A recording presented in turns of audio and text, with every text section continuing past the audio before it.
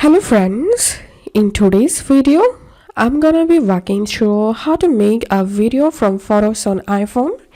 First of all, open your iMovie app, and if you don't have this iMovie app, then go to App Store, and from here you'll be able to download the app. So I'll help me just launch the iMovie app on your iPhone. Tap on Magic Movie, and now select here your photos. You want to make a video.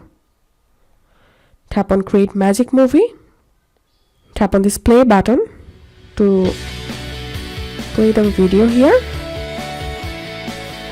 and now tap on done. Tap on the movie and tap on share. Tap on save video, and the video will be saved to your Photos app. That's how you can do it. If this video helped you, give a thumbs up and please consider subscribe to 5 Minute Solution. Thank you for watching.